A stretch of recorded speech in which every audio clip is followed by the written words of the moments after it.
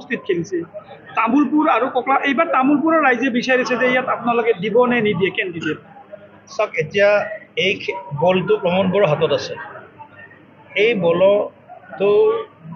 যেহেতু প্ৰমোদ বড়োৰ হাতত আছে গতিকে সেইটো প্ৰশ্নৰ উত্তৰ প্ৰমোদ বড়ো ডাঙৰীয়াইহে দিব পাৰিব বিটিআৰত আপোনালোকে বিজেপি অকলে চৰকাৰ কৰাত আজিৰ দিনত কিমান সক্ষম বুলি ভাবে আমি চৰকাৰ আগতেও কৈছোঁ যে চৰকাৰ গঠন কৰাৰ কেৱল লক্ষ্য নহয় ৩৫ লক্ষ বিটিআৰবাসীক সেৱা কৰাৰ আমাৰ লক্ষ্য আমি NDA হিচাপে পোষ্ট ইলেকশ্যন 2020-ৰ যি ইলেকশ্যন পোষ্ট ইলেকশ্যন আমাৰ এলায়েন্স গতিকে এতিয়া চৰকাৰ যিহেতু চলি আছে আমাৰ এলায়েন্স আছে কিন্তু যেতিয়া নিৰ্বাচন ডিক্লেয়াৰ কৰিব তেতিয়া আমি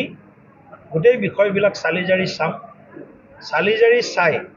উচিত সিদ্ধান্ত ল'ম বিটিআৰবাসী বিজেপিৰ কাৰ্যকৰ্তা সমৰ্থক শুভাকাংক্ষী শক্তি সামৰ্থ্য খাদ্য সাধন কেনেকুৱা আছে গোটেই আলোচনা কৰি আমি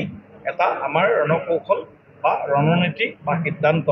আমি আপোনালোকৰ আগত ব্যক্ত কৰিমেই আৰু আমাৰ কাৰ্যকৰ্তাসকলে কিন্তু একদম মানে উৎসাহী হৈ আছে কাৰ্যকৰ্তাসকলে আজি নিতৌ বিজেপি দলত বিভিন্ন স্তৰৰ কাৰ্যকৰ্তাই জইন কৰি আছে বিভিন্ন ৰাজনৈতিক দল সংগঠন সামাজিক সংগঠন বিভিন্ন আমাৰ সাংস্কৃতিক সংগঠন সিদিনা বিপুল ৰাভাৰ নিচিনা আমাৰ ব্যক্তিয়ে জইন কৰিছে হৰকন্ত ৰাভাৰ নিচিনা ৰাভা ছাত্ৰ সন্থাক নেতৃত্ব দিয়া সিদিনা আমাৰ নন্দ বড়ো ডাঙৰীয়া UPPL দলৰ চেণ্ট্ৰেল ৱৰ্কিং কমিটিৰ সদস্য তেওঁ জইন কৰিছে তেনেকুৱা বহুত BPF দলৰ বহু কাৰ্যকৰ্তা আমাৰ দলত যোগদান কৰি আছে UPPL দলৰ যোগদান কৰি আছে দল সংগঠন নকৰাও বহুতে যোগদান কৰি আছে অৰ্থাৎ আমি এটা অনুমান কৰিব পাৰিছোঁ যে বিটিআৰত বিজেপিৰ সমৰ্থক আৰু শুভাকাংক্ষীৰ সংখ্যা দিনক দিনে দ্ৰুত হাৰত বৃদ্ধি হৈছে আজি কাৰ্যনিৰ্বাহত চাওক আমাৰ আজি প্ৰস্তাৱ হৈছে যে এওঁলোকে প্ৰতিজন কাৰ্যকৰ্তাই মনে প্ৰাণে বিচাৰিছে যে তামুলপুৰ সমষ্টিৰ 6টা পৰিষদীয় সমষ্টিত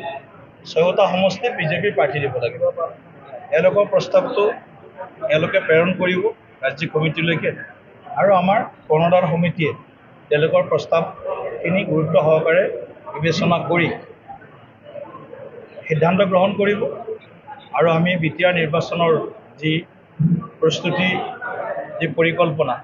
গোটেই কথাখিনি আজি পুংখানুপুংখভাৱে মণ্ডল সভাপতিৰ মুখৰ পৰাই হওক অন্যান্য আমাৰ বিভিন্ন স্তৰৰ কাৰ্যকৰ্তাৰ পৰাই হওক আমি আজি আলোচনা কৰিছোঁ সকলো সাজু হৈছে যে এখন শান্তিপূৰ্ণ বিটিআৰ আৰু এখন বিকশিত বিটিআৰ যি আমি ধাৰা প্ৰতিষ্ঠা কৰিছোঁ এই ধাৰাটোক যাতে অহা 5 বছৰ আৰু শক্তিশালী কৰিব পৰা যায় আমাৰ বিটিআৰত বসবাস কৰা প্ৰতিটো জাতি জনগোষ্ঠীৰ সৰ্বস্তৰৰ ৰাইজে যাতে ন্যায় পায় তেওঁলোকে যাতে অধিকাৰসমূহ পায় এই গোটেই কথাবিলাক আজি এই বৈঠকত আমাৰ আলোচনা হৈছে নিশ্চিতভাৱে ভাৰতীয় জনতা পাৰ্টীয়ে আমি সকলোৱে এই নিৰ্বাচনৰ কেৱল মাত্ৰ আমি নিৰ্বাচন জিকাৰ কাৰণে খেলা নিৰ্বাচনত জিকি ৰাইজৰ যাতে আমি সেৱা কৰিব পাৰোঁ ৰাইজক যাতে আমি যিকোনো তেওঁলোকৰ বিপদে আপদে বা বিভিন্ন ধৰণৰ তেওঁলোক বিভিন্ন অসুবিধাৰ পৰা যে বঞ্চিত হৈ আছে ক'ৰবাত ৰাস্তা লাগে ক'ৰবাত হস্পিটাল লাগে ক'ৰবাত দলং লাগে ক'ৰবাত অংগনবাদী কেন্দ্ৰ লাগে ক'ৰবাত হয়তো প্ৰাইমাৰী হেল্থ চেণ্টাৰ লাগে এনেকুৱা ধৰণৰ যিবিলাক ৰাইজৰ অভাৱ অভিযোগ আছে এইসমূহ যাতে আমি সেৱাৰ জৰিয়তে আৰু ৰাইজৰ আশীৰ্বাদৰ জৰিয়তে বিটিআৰ চৰকাৰ গঠন কৰি আমি যাতে আগবঢ়াই লৈ যাব পাৰোঁ তাৰ কাৰণে আজিৰ কাৰ্যকৰ্তাসকলক আমি প্ৰস্তুত হ'বৰ কাৰণেও আমি আহ্বান জনাইছোঁ বিটিআৰত বিজেপিয়ে কাৰো লগত এতিয়ালৈকে মিত্ৰতাত নিৰ্বাচন খেলা নাই এয়া 15 চনৰ নিৰ্বাচনেই হওক 20 চনৰ নিৰ্বাচনেই হওক এইবাৰো বিজেপিয়ে বিটিআৰত নিজৰ শক্তি সামৰ্থ্যৰে আমি নিৰ্বাচন খেলাৰ বাবে সাজু হৈছোঁ তামুলপুৰ 6 পৰিষদীয় সমষ্টি যিকেইটা আপোনালোকে প্ৰথমৰ পৰাই কৈ আছে যে যথেষ্ট আপোনালোকৰ সাংগঠনিক স্থিতি ভাল গতিকে এইকেইটা সমষ্টিত আপোনালোকে প্ৰাৰ্থী দিয়াটো কিমান এতিয়ালৈকে চিন্তা কৰিছে গোটেইকেইটাতে দিব নে গোটেইকেইটাতে সেইটো মানে এতিয়া আপোনালোকক মই কৈছোঁ এই কথাটো আপোনালোকে কেতিয়াবা বুজি পায়ো বুজি নোপোৱাৰ ভাও ধৰে কিছুমানে আৰু কিছুমানে মই কোৱা কথাটোৰ আধা অংশ কাটি কিনে প্ৰচাৰ কৰি দিয়ে, শ্লাইড বনাই দিয়ে, তাৰপিছত ৰাইজৰ বিভিন্ন ধৰণৰ কমেণ্ট আহে। গতিকে মই তেনেকুৱা কৰিছোঁ, যদি আপোনালোকে দেখায় পূৰা দেখাব লাগিব, সম্পূৰ্ণ মানে আনকাট দেখাব লাগিব, আধা কাটি দেখালে নহ'ব। আনকাট দেখাই যদি মই ডিটেইলছ কম, যদি আনকাট দেখাওঁ বুলি কথা দিয়ে, আমাৰো হৈ আছে নহয়, ৰেকৰ্ডিং হৈ আছে ন আমাৰো, অঁ আমাৰো ৰেকৰ্ডিং হৈ আছে। গতিকে আধা কাটি আধা কথা ক'ব নোৱাৰিব। গতিকে যদি কয় মই তেতিয়াহ'লে ডিটেইলছত ক'ম। 40টা সমষ্টিতেই ভাৰতীয় জনতা পাৰ্টীয়ে সংগঠন শক্তিশালী কৰি নিৰ্বাচনত নমাৰ আমাৰ পৰিকল্পনা আছে, আজিৰ দিনৰ পৰিকল্পনা। কিন্তু পৰিৱৰ্তিত ৰাজনৈতিক পৰিস্থিতি, আজি জুন মাহৰ 6 তাৰিখে কি ৰাজনীতি চলি আছে বিটিআৰত, আৰু অহা জুলাই মাহৰ বা আগষ্ট মাহৰ 6 তাৰিখে কি ৰাজনীতি হ'ব না আপুনি ক'ব পাৰে না মই ক'ব পাৰোঁ।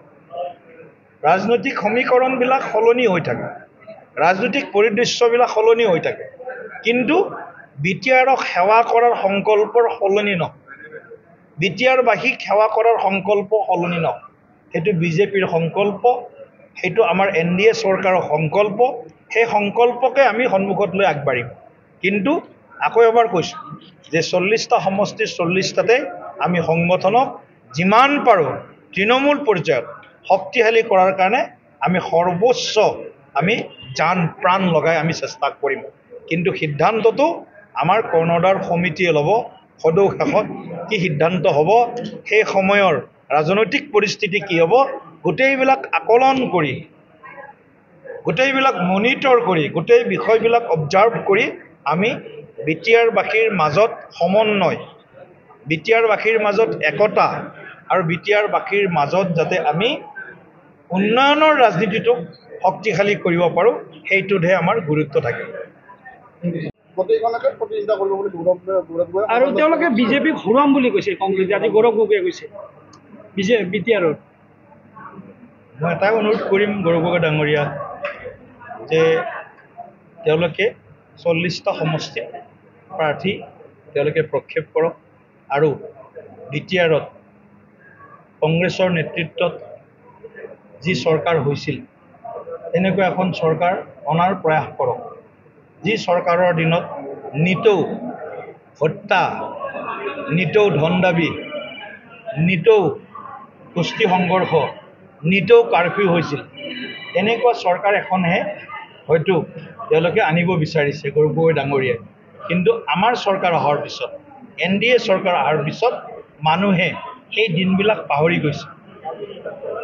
হত্যা, অপহৰণ, ধন দাবী, তাৰপিছত আপোনাৰ গোষ্ঠী সংঘৰ্ষ, দলং নাই, হস্পিটাল নাই, ৰাস্তা নাই, এইবিলাক পৰিৱেশ ৰাইজে পাহৰি গৈছে। এতিয়া লাহে লাহে ৰাইজে এই কথাটোত বিশ্বাস কৰা আৰম্ভ কৰিছে যে আমাক যদি কোনোবাই আগন্তুক দিনত উন্নয়নৰ পথেৰে শক্তিশালীভাৱে আগবঢ়াই লৈ যাব পাৰিব, সেই দলটো হ'ব বা সেই মিত্ৰপক্ষটো হ'ব NDA বা ভাৰতীয় জনতা